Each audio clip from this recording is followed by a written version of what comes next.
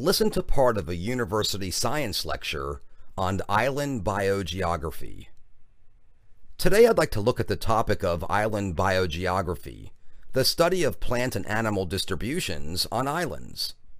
Studies in this field ballooned soon after the publication of MacArthur and Wilson's seminal Theory of Island Biogeography in 1967. Their theory is a simple, elegant bit of reasoning that was a major breakthrough in modern ecological thought. The theory of equilibrium in island biogeography says that the number of kinds of plants and animals on an undisturbed island, that is, a natural island unaffected by man or other calamity, is determined by two processes: immigration and extinction.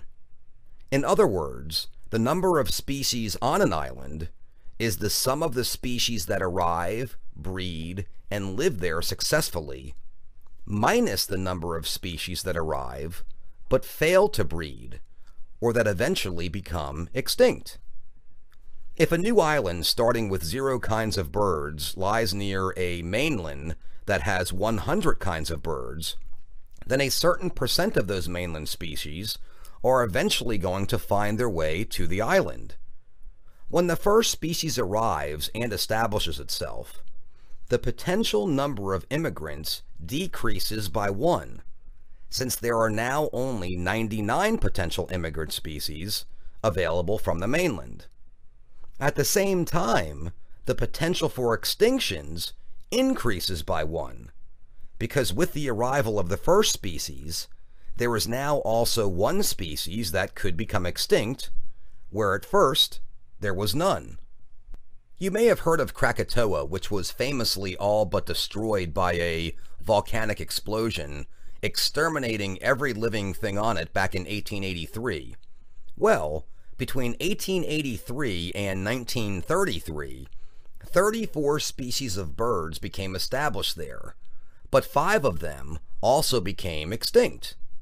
Then, from 1933 to 1985, 14 more species established themselves, while 8 went extinct. As the theory predicts, the rate of immigration declines as the island avifauna matures. As equilibrium approaches, turnover continues, but the total number of different species levels off. When the overall bird population finally reaches a mature equilibrium, when the arrival rate of new species balances the extinction rate of unsuccessful species, the island may host anywhere from only a few to almost all of those 100 mainland species, depending on the island's overall receptivity. Papua New Guinea has a very rich avifauna, almost 800 species of birds, while nearby Bali only has about 300 species. Why? There are several factors that determine these numbers, and now we need to consider them. The most obvious factor is island size. Papua New Guinea is over 50 times the area of Bali. There's just more space available on a bigger island, so there's more food, more places to hide, bigger territories. Simply speaking, room for more birds. And the more individuals of a species there are, the bigger the gene pool, the greater the breeding opportunities, and the less danger of extinction. But size alone is not the whole story. Just as important is the variety of habitats. A larger island is likely to have more different habitats: forest, grassland, scrub, lakes, marshes, while a small island may offer only a single habitat of sand and palm trees. Islands with multiple habitats, multiple niches, can maintain more species. With just 1 or 2 habitats available, the species list is going to be very short. This can be seen by comparing islands that are otherwise the same size, as between coral atolls and volcanic islands, for instance. The Tumatos Islands and the islands of Tonga both lie in the middle of the South Pacific. Both comprise many small islands with a total land area of about 800 square kilometers. But while the Tumatos are all coral atolls, with a maximum altitude of 7 meters, Tonga also includes a couple of volcanic islands, one rising to 1,033 meters, offering mountain habitat in addition to lowlands. As we'd expect, the bird variety on Tonga, 75 species, is somewhat higher than the 57 species on the Tumatos. Another important factor is the island's distance from the mainland or other species sources.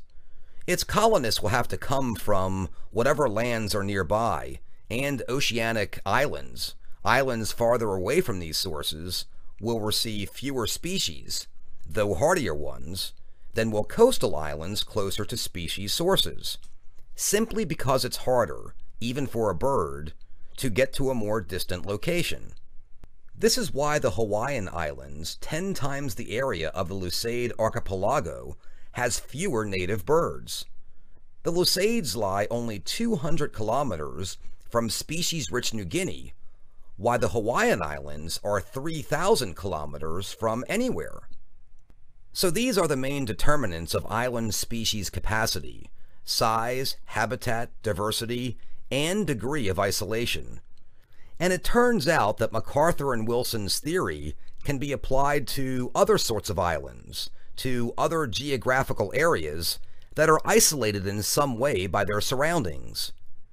Just as an island is separated from other land by ocean, lakes are isolated from other lakes by dry land, so that fish have as great a challenge in colonizing lakes as, say, rodents do in colonizing islands.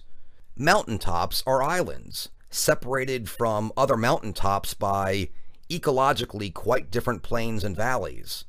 And national parks are islands of original habitat, isolated by the human developments around them. Today, such areas as national parks, forest preserves, and other protected natural areas are increasingly becoming isolated fragments in a clipped and cultivated world. And it's with these that lessons learned from the studies of island biogeography are being applied. In our western parks, for instance, the successful reintroduction and management of large animals like the wolf and birds like the California condor depend on research into territorial demands and ecological requirements, crucial population sizes, and individual immigration to surrounding areas, where the impact on humans can be significant.